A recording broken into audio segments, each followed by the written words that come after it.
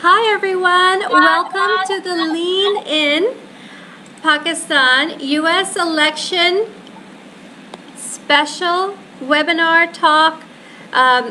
Amazing get together because today's milestone election will affect the lives of all of us around the world. We have, of course, myself, president and founder of Lean In Pakistan here, and we have Sayyid Rafi Mamaji, who's going to say a quick hello, who is our circle supervisor. And we have Anusha Shroff, who's our speaker series with us, and a rock star with us in the house, Anila Ali, who is the president of the Muslim U.S. Women's Empowerment Organization in the U.S., and we have her visiting all the way from the U.S. now today. So can you all join me in giving her a round of applause? We are thrilled to have you here. So all of us, and later on we'll be joined with Sherbanu, who is also a key part. Lean is close to my heart. I'm also an Orange County member of Lean In, so thank you for having me. So fantastic. So now we have a very exciting beginning because the U.S. election is taking place real time. Not only is Lean In Pakistan hosting this, but we are hosting it real time on the day of the U.S. election. So first we'll begin with you, Anila. Can you tell us some of your thoughts as early votes are starting to come in? The U.S. has now woken up, especially the East Coast states are very much live. So share with us some of your thoughts right now. Well, it's a really exciting time for all of us. It's going to be a game changer for many of us. It's going to change the way America is going to be for the next 4 years. It's a pivotal moment in history because the past 4 years have stressed us out, to say the least. But we're hoping that people will register, they'll get out the vote. Everyone's going to be engaged. It's been looking really good. Pakistanis especially, they're activated. There are many Pakistani candidates whose names are on the ballots, who are running, who are trying to volunteer, and they've been calling us and saying, how should we vote? What should we do on this? What does this proposition mean? So I feel like the excitement is it's good news for all of us that our women, immigrants, minorities are really engaged in the electoral process. It's very important to ensure that our future generations follow our lead because, you know, our future is at stake.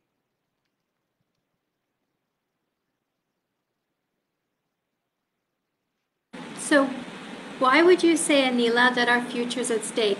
How, in your opinion, is this election so important? And also, please introduce a little bit about your organization and how your organization is so plugged into all of this. Thanks for asking that question. I have been an activist for the past 20-something years. I moved to America. At that time, I was just an American. Now I have all these different identities. And after 9/11, I realized that the Muslim woman has a role to play. A Muslim woman is a matriarch. She is a mother, she's a wife, she can make changes to the way America looks at Muslims.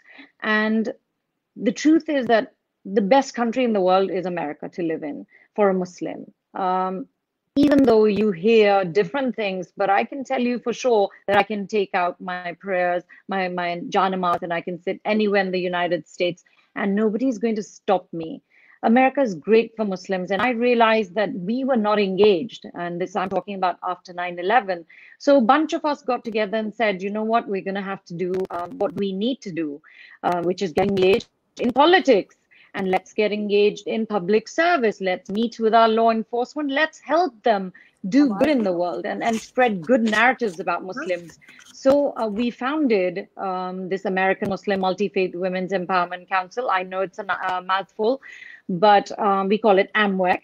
And we got nothing but love from the government, from faith communities, from civic organizations, who were very thrilled to see Muslim women in action. You know, a lot of them didn't know a Muslim. And you must have heard that, you know, Pew Research shows that if an American knows a Muslim, he's more likely or she's more likely to have a favorable opinion of a Muslim. We took that as our guide and we said, we're going to get out and we can change the way America thinks about a Muslim woman. So thus the empowerment, we were really well received. And I personally am very proud today, in this election day, that I was the first Muslim to run for office, and then I paved the way. So I'm sort of like a Muslim civil rights leader, a suffragette, I call myself. I've been awarded as as a suffragette by the Cal State Fullerton Women in History. So you see, there are great things that women can do. It's difficult. It's not easy. It's not easy to be told from, in a masjid that you don't look like a Muslim, you must leave. And then you have to fight for yourself. If you go to organizations, they only expect somebody with a hijab to represent Islam. And then you have to say, no, Islam is diverse. We have respect for hijab. And some of us, we don't wear hijab. So those kind of fights have been a part of my life and the life of the women that are with me throughout the United States. We've faced this kind of stigma that sort of alienates us and could have actually marginalized the Muslim women voice. And, we just said, okay, let's bring the diversity that represents the Muslim community. We have many different identities. As you know, we have ethnicities. We're really diverse. So don't put us all in one block. That would be doing us a lot of disservice. And with that, we have been reaching out and making alliances with the government organizations. Minority Business Development Authority is one of our partners. They want to give women loans.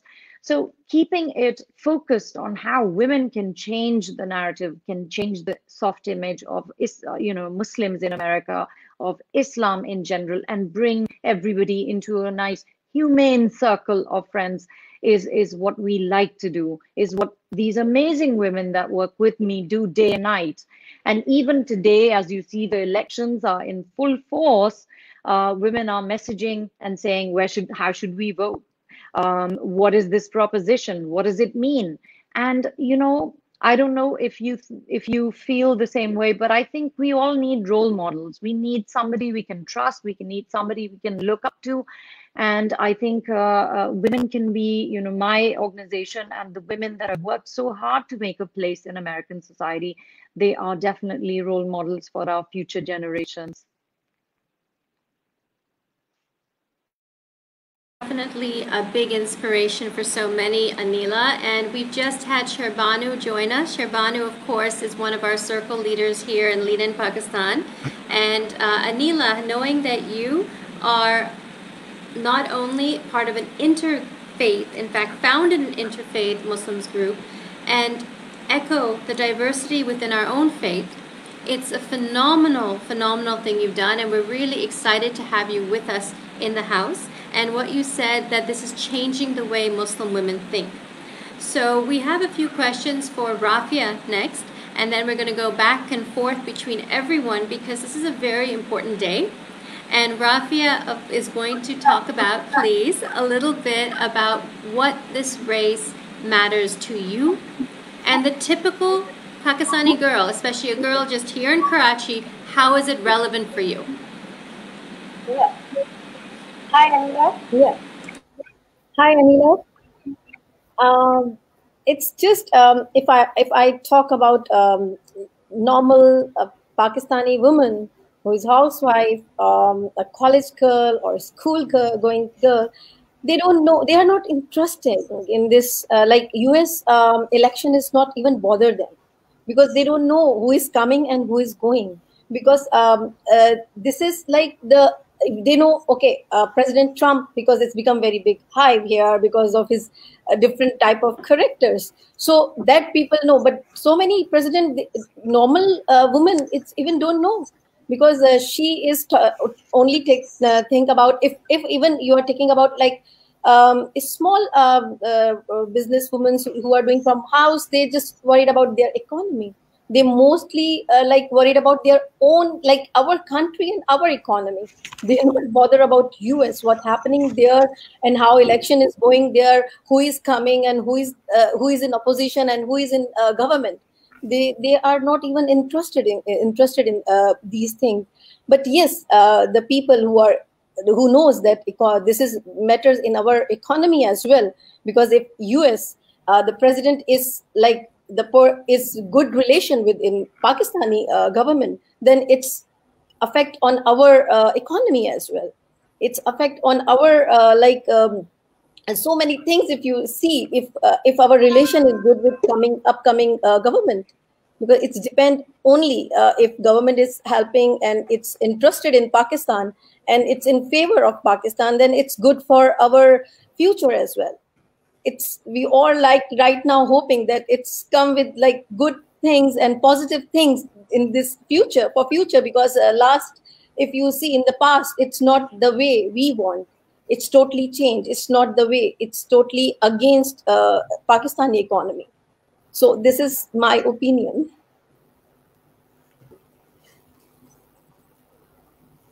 Very, very important insight, Rafia. Anila, what are your thoughts about that? Because today you're speaking to Lean in Pakistan, not Lean in Orange County, to the Pakistanis in Orange County or the US. So I think we all want to know your thoughts on how a typical Pakistani woman, how this matters to her.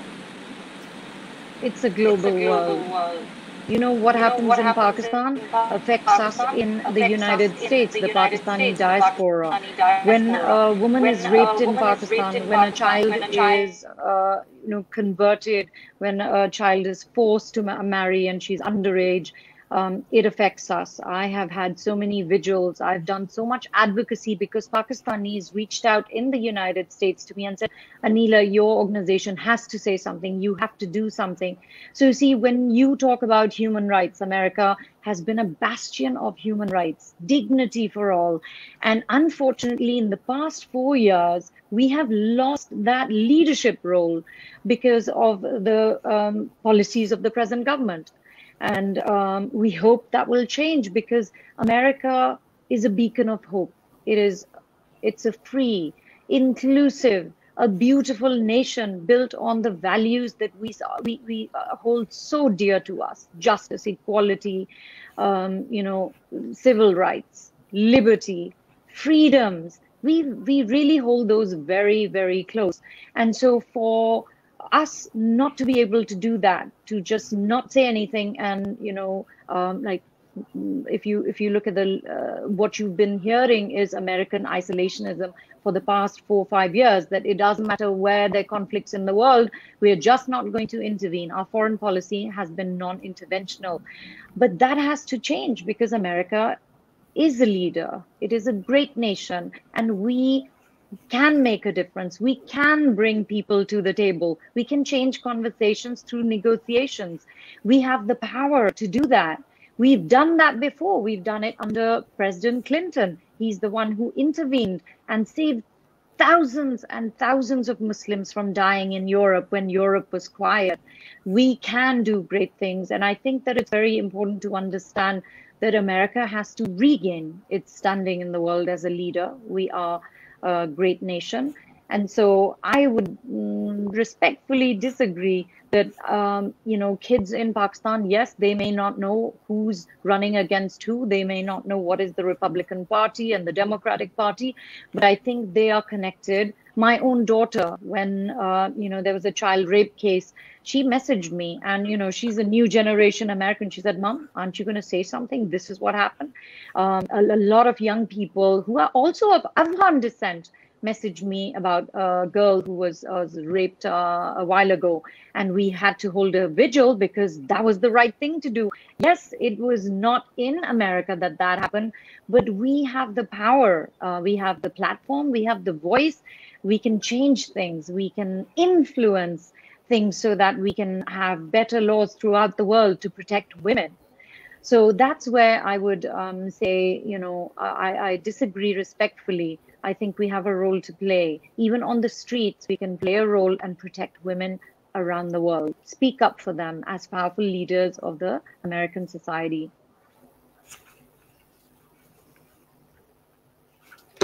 It's very important what you're saying, and it's an important conversation. Now, Sher Banu, you're the one who actually said this is the topic we as Lean in Pakistan may have. You, in fact, are the one that put today on the map for all of us. So can you talk about why this was so important to you, why it was critical for you to have today's talk, and why this election means a lot to you? Thank you so much. Can you hear me? Beautifully. Yeah. Okay.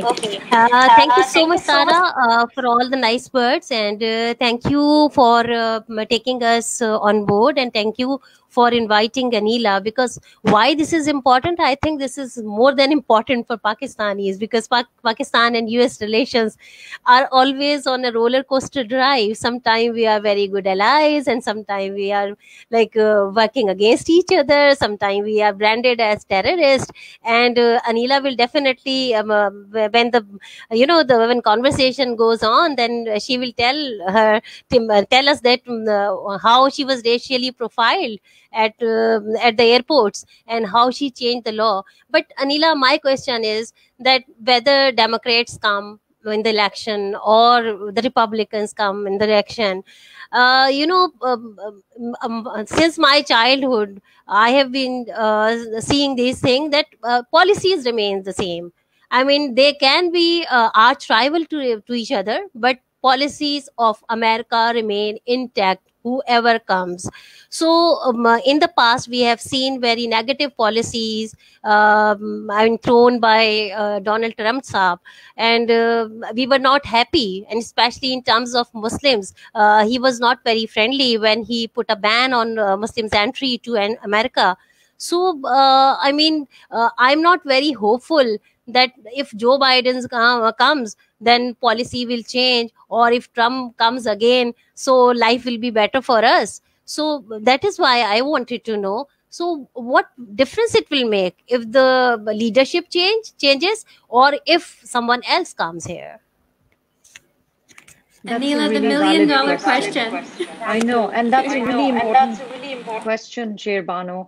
I'm equally concerned. And that is one of the reasons why I joined the Biden campaign, because I wanted to find out, how can we change this policy?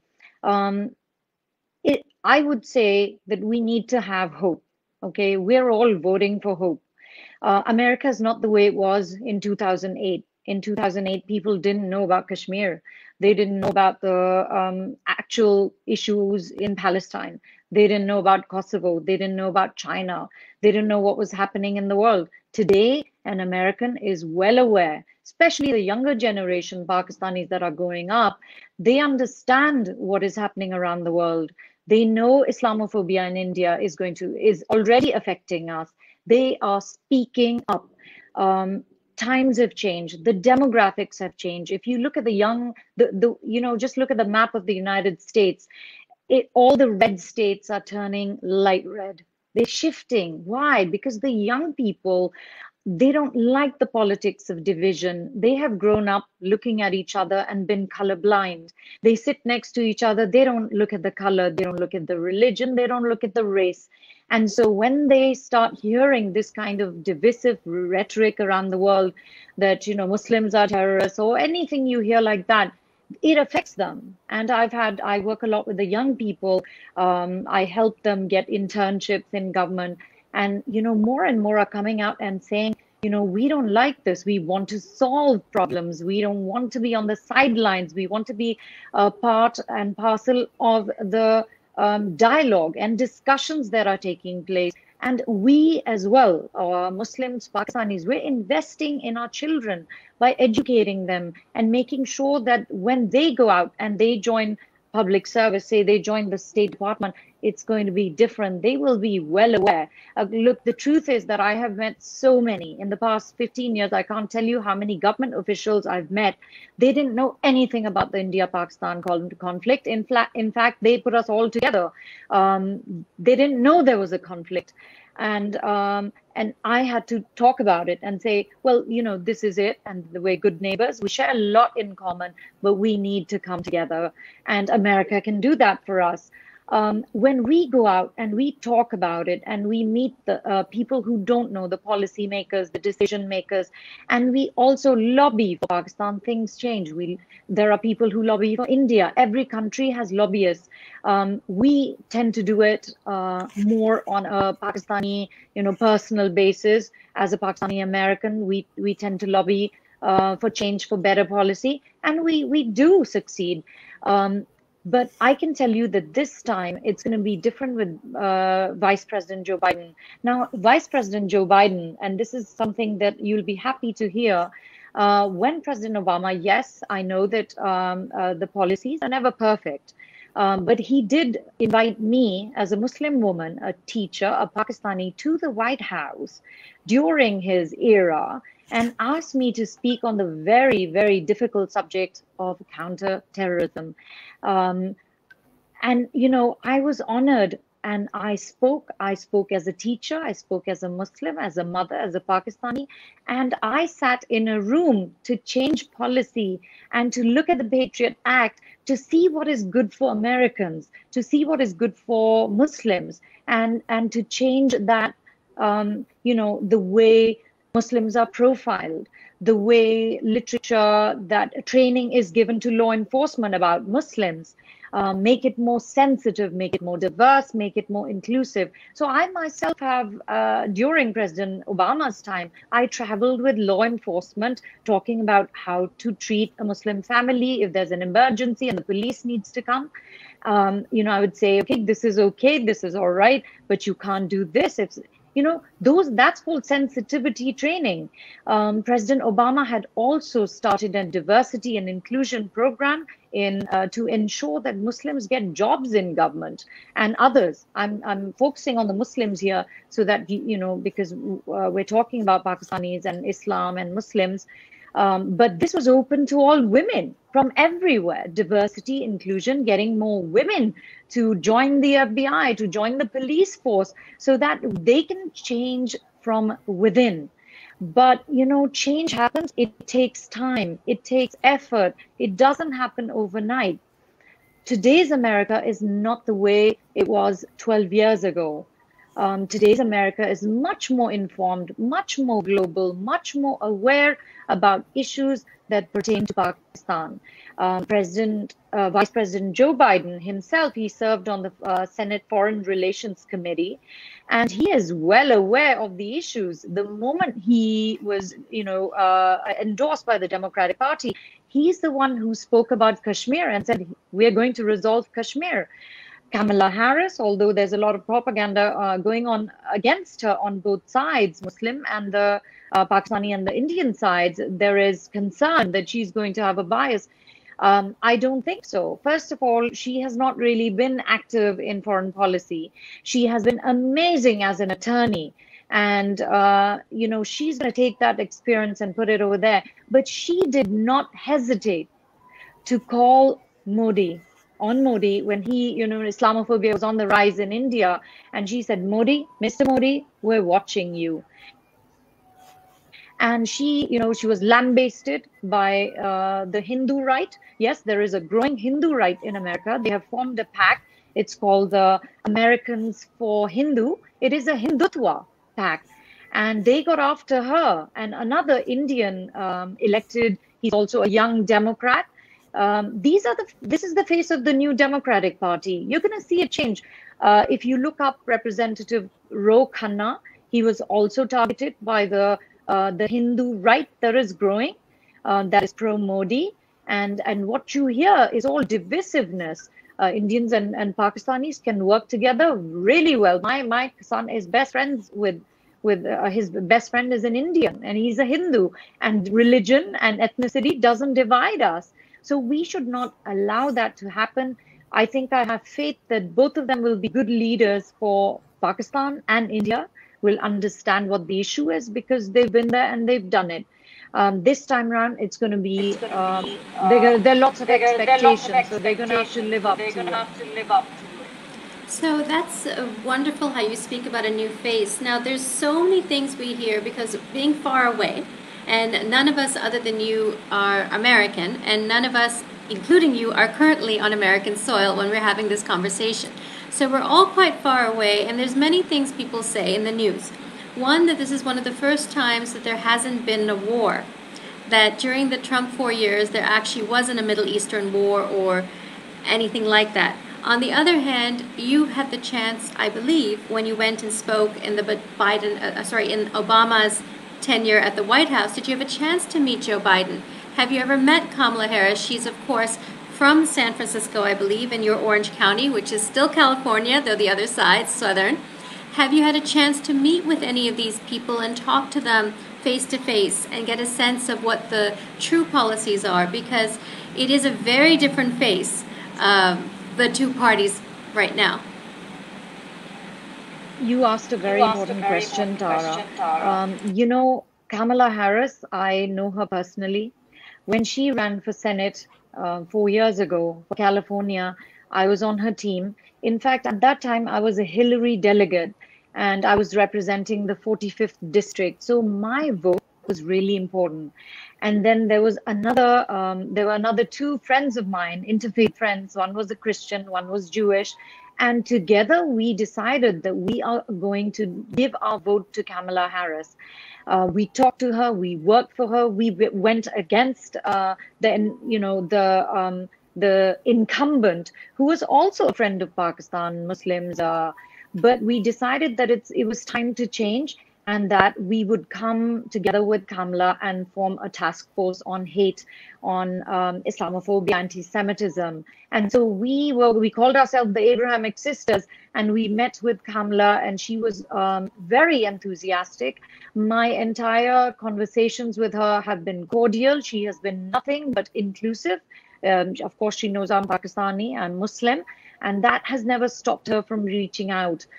So I have faith that she's going to be just. Also, remember that she is also an attorney, and we expect our attorneys to always, impart justice.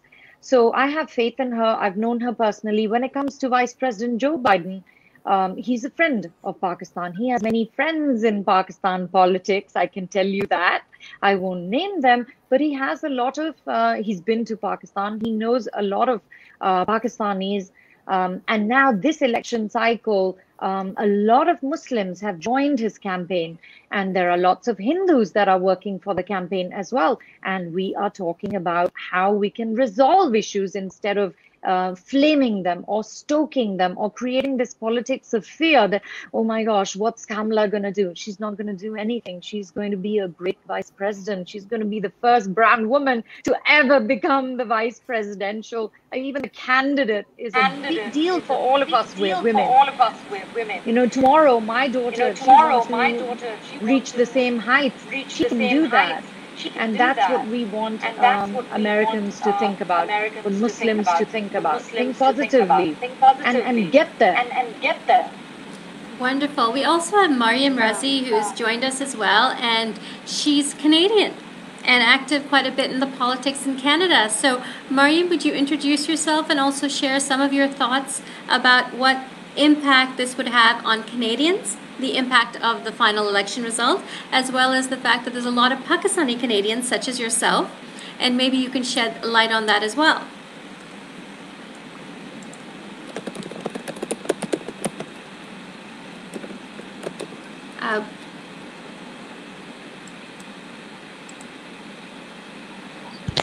Sorry, I was on mute.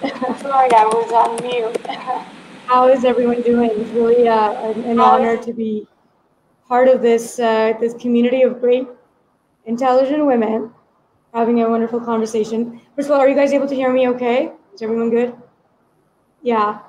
Anila, thank you for such candid thoughts, and Tara for, obviously administrating this, and Anusha, a great friend of mine, who has sort of allowed me to kind of tune into this conversation. I actually returned to Pakistan after a very, very long time. I think almost 10 years. Things look and feel quite different here, obviously. In terms of the situation in Canada, and I've been a little bit on and off, but the Pakistani Canadians, as you know, so I've got a strong involvement with the Liberal Party, both provincially and federally, and the Liberal left has a very strong representation of both Pakistanis and Muslims alike, both at the constituency level and within the parliament. So there is a very strong understanding of the need to represent the issues that are very dear and close to us, both in the parliament and, just in the broader sort of area, whether it's in the media, in the press, or, various special interest groups. So I'm a lobbyist myself, but I lobby in the healthcare space. So, it's a bit of a different kind of an experience, but I think as far as obviously these elections are very monumental, both for Canada and Pakistan. Canada in the context of the US, because quite a large amount of our trade is dependent on trade relations with America. And I think almost all parties right now, whether it's the Conservatives, the Green Party, the National Democratic Party, or the Liberal Party, which are the four main parties in Canada, they're all very much looking forward to Trump leaving the office peacefully. But the way I'm seeing the situation is the continuation of Trump government in power is first and foremost an assault to our democratic institutions. I think that's like the main basic foundation. And Anila, you can maybe comment on that and how you view it. But I think the way it's being viewed is the longer he stays, the weaker our very core foundations and institutions that are focused on rule of law are going to tear apart. And that at a very high level is a great concern for any Westminster democracy, right? So whether it's Europe, it's Canada, it's the US, or any other part of the world, and that sort of format is something that we don't want to continue forward. Because that is, again, attack on civil liberties, attack on how we choose government, how we represent ethnic minorities, and how we secure minority rights. Okay, so thank you so much, Mariam. We're going to be very careful here on Lean In Pakistan's platform because we are neutral sitting here in Pakistan, because at the end of the day, whoever wins this election, we are going to be working with, and our whole team is here eager to work with a happy future for all.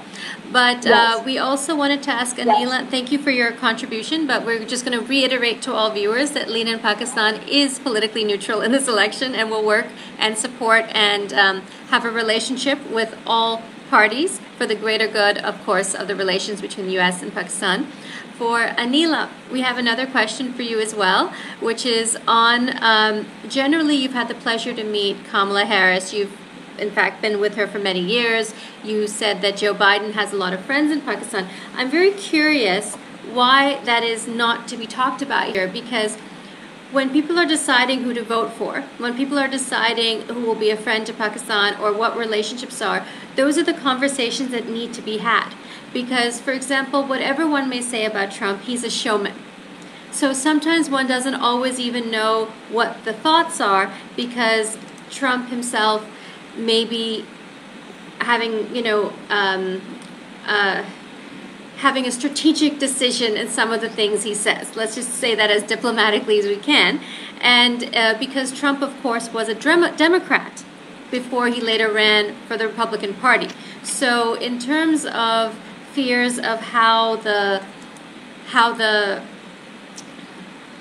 parties are evolving, because now we're seeing that, there is a lot of concern of what will the next 4 years mean. And when you spoke earlier, Anila, about the relevance of this all, people are fearing that the vote that takes place today will signal something far greater than a pure political vote.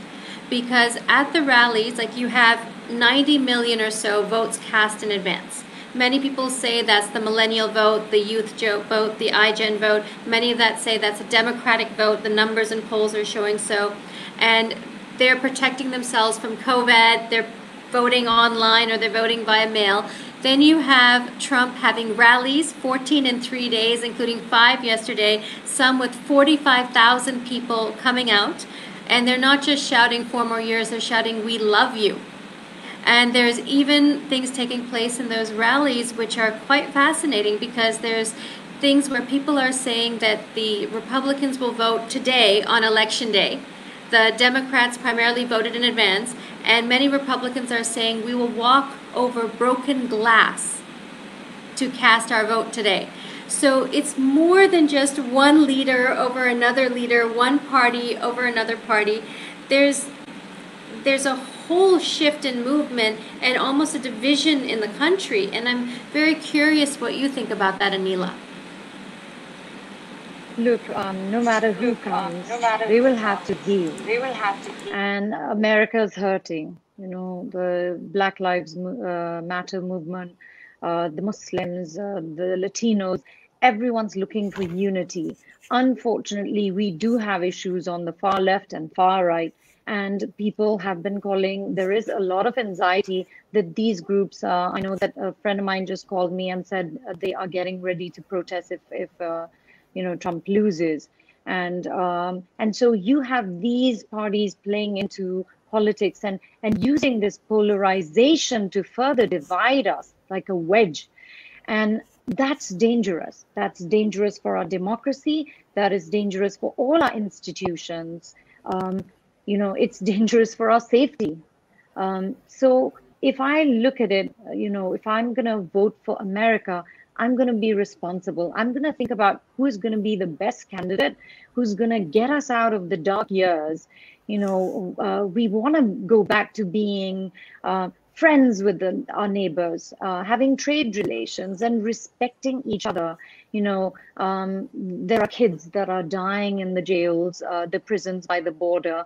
There are dreamers who've been my students, and it's not their fault that their parents walked them across the border, but today they are bright young people. They need to be given a chance to be a part of this great nation. So much is at stake. All of these values are dear to the young generation of Americans. They are very passionate about it. And I have a feeling that when today the Republicans are going to vote, definitely. This is their strength. They get out and they vote on election day. They're going to find an equal number of undecideds getting out and voting. And hopefully they will be the ones that are going to you know, help us decide who the winner is. Pennsylvania is going to be key. A lot of people who voted for the non-college white people who voted for Trump in 2016 are not voting for Trump. They're still undecided, and I can't say for sure that they're going to vote for Biden, but they are coming out in numbers and vote and leaning towards you know, the Democratic Party. So I think people are thinking, they're rethinking what they want America to look like. Anti-institution, anti-immigrant, anti-Black, anti-Muslim, anti-China? Or do they want America to be the beacon of hope that it has been for so many, many, many hundreds of years? I think they're going to choose wisely because a lot is at stake. It's not just, are you a Democrat, are you a Republican? Today, people will vote their conscience and decide. There are some voters who are, you know, they're Muslim Republicans who have very strong conservative values and who called me and said, Anila, you're a liberal. Well, it's okay. It's okay to have those values and vote Republican. And that's the hallmark of a democracy. If we didn't have that, then we wouldn't be a thinking community, would we? I'm happy that today Muslims are both on left and right and in the center. And that's how America really has been and should be. We have to accept each other's opinions gracefully, with respect, and change policy from within. If we're going to be marginalized and sit on the sidelines and call each other names and say, oh, I'm going to, you know, fire this person and mistrust the Muslim out there, you know, the Mexican is bad, then obviously we are going to have a young generation that is going to be very angry. They're going to be belligerent. And I think that's more toxic because these young people are the future of the United States. And that's at stake today. Definitely a lot's at stake right now. And I know that when you talk about the role of Muslims in America, interfaith, the role of Pakistanis in America, the role that you have in America, Do you feel over the past 4 years living in America, which none of the rest of us have, living in America, was your personal life compromised at all, or affected at all, or different at all than in previous years? Definitely. Anila. I chose to be an American. I took an oath and I meant it. I'm going to serve this country. My father was one of the founding fathers of Pakistan. My family has been in the Pakistan movement. My grandmother, both my grandparents, they left India for a better, a just Pakistan. And for me, it was really important that the homeland that I choose, I have a place in it, that I don't feel like an outsider. And after 9/11, that had changed a little bit. But it's again the vision of my father. He had the vision of Qaid Azam. And so he turned around and said, Anila, so what are you going to do about it? And, I was just a young mother with two kids. And I said, um, what can I do? Well, that question is worth $1 million. Everyone can do something. I got into the school system and I started talking about who I am, where I come from. And so that, the concept of the other person, that person is not white, doesn't look like me, that started going away. And I helped my children integrate into the school system. Do you think it was easy for me to be a public school teacher, teach English to American kids when English is not my first language? It was difficult. I had to actually, I was refused a few jobs because I hailed from Pakistan and it was seen as a country that is a safe haven for terrorists. I was questioned and I spoke up and I said, I don't want to work in your school district. And then I started working in this LA Unified School District and they welcomed me because they think differently. I could have at that time said, okay, America doesn't want me. America is not accepting of me. But that was not my Pakistani training. That was my father told me, get out there and make a name for yourself. Serve your country. Don't wait for things to happen. And I think that is a really important thing for our young generation, for even for mothers like me who are, whose priorities are different. We're going to have to readjust and recalibrate those priorities. I always tell my friends, look, we're going to talk about clothes and movies and what bags we have and what glasses we're wearing. Let's do that later. Let's talk about important things. And that is one of the ways that I brought a lot of, Muslim women together. We had to infuse a little bit of education and politics and then, talk about clothes and talk about makeup and what is important to us as women as well, and yet educate our generations that are mothers that may not be as empowered as we are, because we have the education, we have the financial empowerment.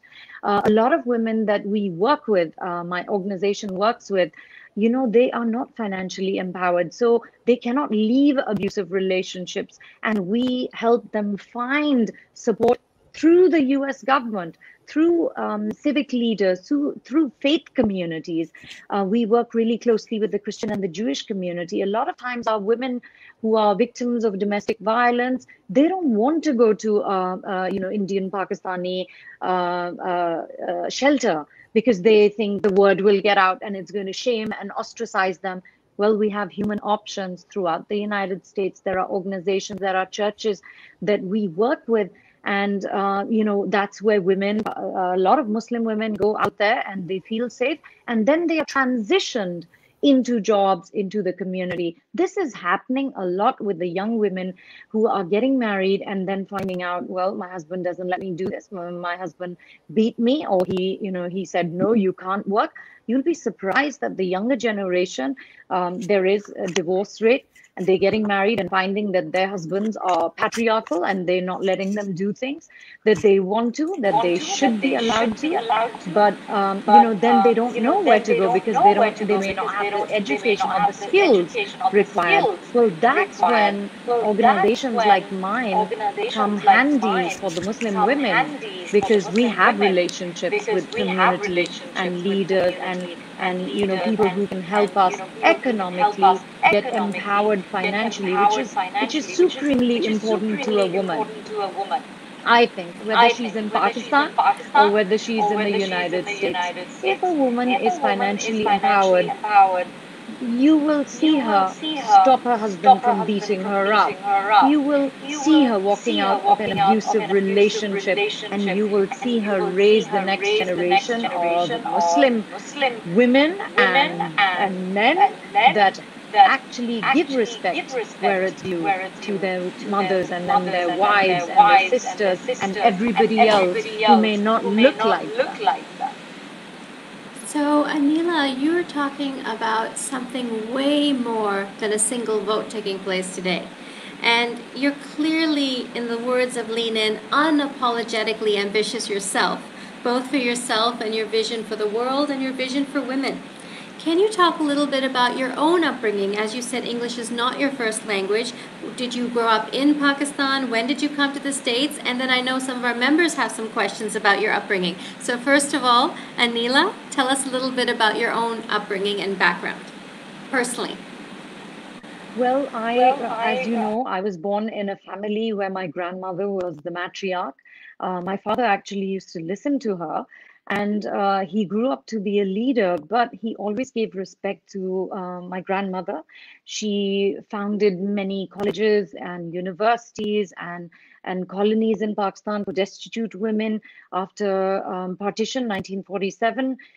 Even in India, she was unlettered and she told her husband, "You run a news agency and I can't read."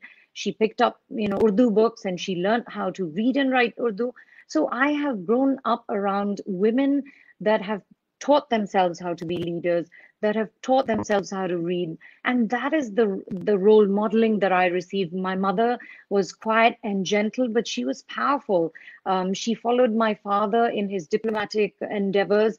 My father was a civil servant. He was the pioneering journalist in Pakistan. And I saw my father always doing the right thing, speaking up for the ones who don't have a voice, always speaking up for minorities, and making sure we never forget that minorities and women have to be respected, not just in our religion, but in the psyche of Pakistanis. That's a really important thing, and we mustn't forget it. I heard that throughout my childhood growing up in Pakistan, and I would shadow my father. Of course, he was the most important influence in my life.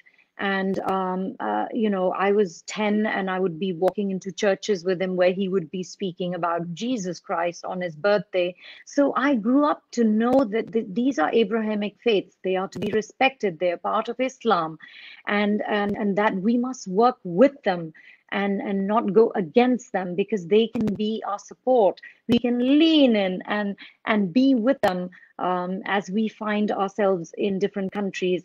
My father taught me that, and I'm really happy that I had that training. That training, a lot of people may not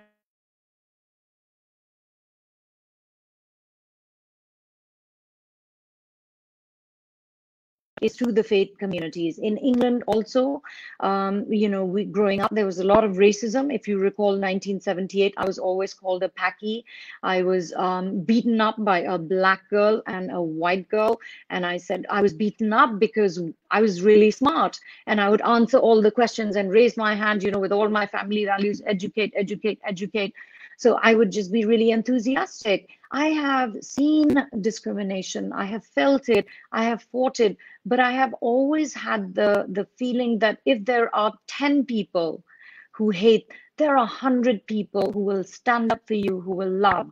And that's the way our humanity is. And we must always think positively. When I came back after being beaten up in a school in England, I told my father, Abba, these girls beat me up. And he said, "So what are you going to do about it?" "No, no, Abba, why don't you come to the school with me?" And my father said, "No, you need to go and you need to report this." He empowered me to do things. He gave me the thinking that I'm a Muslim. Yes, I'm different. I'm a woman, but I am not a victim. I am not going to think that way. I'm going to think empowerment. And that is one of the greatest gifts that my father ever gave me. He said, "You're not a victim. You are empowered because you're a woman. Use it. And you can do everything that a boy can do. You set your mind to it, and the sky's the limit. for a father to say that at that time when I was growing up in the 1970s and 80s in Pakistan and England, and my father lived up to his words, I obviously had his backing, and that I think is the biggest influence. So I think today's world for Muslim women, for Pakistani women, is changing. But at that time, I had to have the support of somebody to do things that are traditionally not done by women, to talk about counter extremism, to talk about terrorism, to talk about law enforcement and how we can bring changes to make it better for us, to write policy, to join government, to run for office in the United States as an immigrant, as the first Muslim ever to run for office in California. All of those, my husband supported me, my son supported me, my brother supported me, and my father trained me for all of that. So I say to Muslim men, don't wait for a woman to say, can I do this? Or do you think I can do this? Make her do this, because it is her right too. So that has really been my experience, and I think and I hope that that's going to be the experience of all Muslim Pakistani women growing up anywhere around the world, that they will have they will not think to be asked. They'll do what they think they want to do, make their dreams come true. Wonderful. So we're getting very tight with our time, but we have a quick question from Anushe, our speaker chair, first of all at Lean in Pakistan, and then we'll start our wrap-up process. So Anushe, I know you have a question for Anila. I think you're on mute. Do you mind repeating? Yes, of course. I was saying that we have to be very sensitive to our time. We only have a few minutes left. I still can't hear. I'm sorry. Can you hear me now? Can you hear me now? Yeah, I can hear you. Okay. So I was just saying that we are, okay, I think Anila can't hear me, but everyone else can. We only have a few minutes left in the session, but Anushe has a quick question for you. Anushe, perhaps you can ask your question and then we'll begin the wrap-up. Hi there. Are you all able to hear me? Now I can hear you. Okay. Hi, Neela. Thanks for being here. I had a quick question just to, I suppose, elaborate on your last couple of comments. So you mentioned that your father obviously played a huge role in your life and who you've become as a woman. Were there any female role models that you looked up to, or any autobiographies or biographies that you read? Or maybe you even had a poster of your role model in your bedroom, along with maybe the Disney characters. But how important are role models, and who were your role models, and who are your current role models as well, and how they've sort of changed for you? You know what I mean? Yes, Anusha, I know what you mean. I think every girl needs a role model. Every woman needs a role model. Everybody needs a role model. We have a women's organization, and we have young boys that are working for us who are looking to join government. So they look to us for leadership as well. So I think we all need role models. Growing up, I know that I was really young, and it was my first election. I was a Pakistani at that time, and it was time to vote. And I voted for Benazir Bhutto. I saw a woman who was smart, she was intelligent, she was worldly wise, and she was going to change the image of the Pakistani woman forever. So I'm really happy that I actually voted for her. And that makes me go back to that beautiful day that I voted for a woman who became the leader of a majority Muslim nation in the world. When I travel and I go to speak at law enforcement, there's obviously a majority of people are male. There are a lot of times that some men will just get up and say, "So what makes you think you can be a leader, and what makes you think you can speak?" And for me at that moment, I recall Benazir, and I tell them, "Look, I come from a country where women have led. There's Fatima Jinnah, and then I voted for the first woman prime minister of a Muslim majority country. So don't you talk to me about women's leadership. And that really does shut up a lot of the misogynistic men who kind of obviously come after us. They don't believe women should be leaders, and they reject Muslim women's leadership.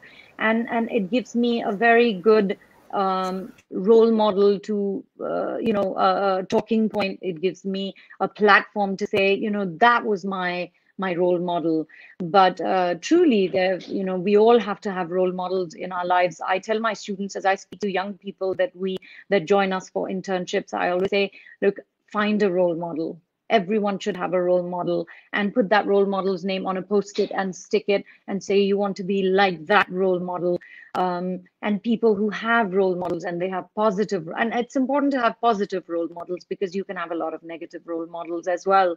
So choose somebody who you want to aspire to be, and think about them every day as you go to work, as you go to school, and that is going to give you a goal and help you find what you really want to be. So, having role models is really important. I also became a Hillary delegate, and, I became a Hillary delegate, and I have to tell you honestly, not because I thought she was a woman and this is going to change, we're going to hit the grass ceiling. We didn't.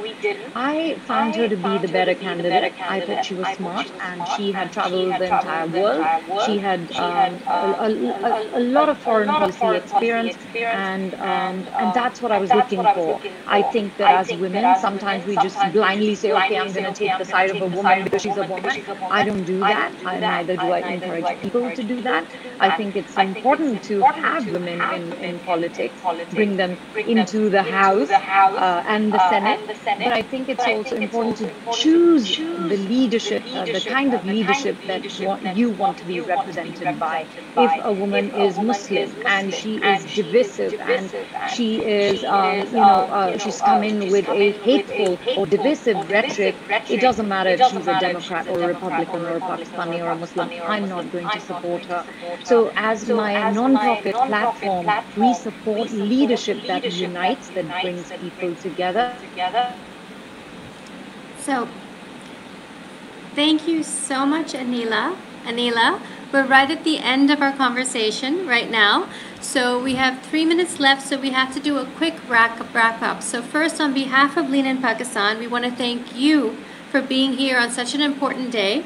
We also wanted to ask you predictors, but now as our time is out, we wanted to focus on our appreciation for you spending this time with us. And we also appreciate Mariam for being here, Sherbanu, who has great plans. Nushe wanted to speak for just a quick minute on the speaker series, and then Rafia will speak a quick minute on the circles if people want to join. So Nushe? So hi again. Just a quick brief intro of the Digital Speaker Series 2020 and beyond. The concept is that we want to provide a platform.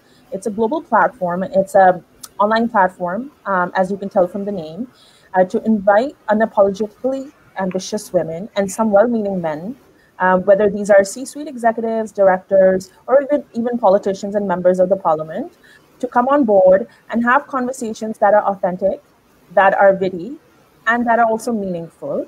So our first guest coming up at the end of this month on November 27th is MP Ikra Khalid. She's a Pakistani Canadian, and she's a member of the Canadian Parliament, and she's one of the top, I would say, top 40, under 40 political leaders that we have.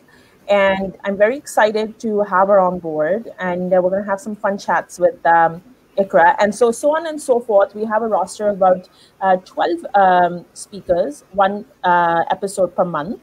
And we're giving our speakers also the opportunity to have a question answer or a rebuttal type of what we have going on here. So we're going to keep it optional, and it's only going to be an hour long or so. So we're not going to be taking too much of their time. And of course, the questions from our guests, our audience is going to be predetermined when they sign up. So we're really looking forward to it. And Lean in Pakistan is excited to change the world.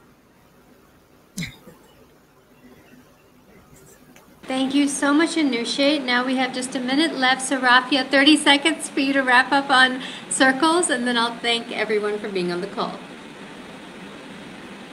Hi everyone, I'm in Pakistan Circles Provider. So I just want to tell you everybody, this is very short time, and everyone who want to create circle, you just contact us. We will support you, we will guide you, and we will be there for you to create circles. Thank you.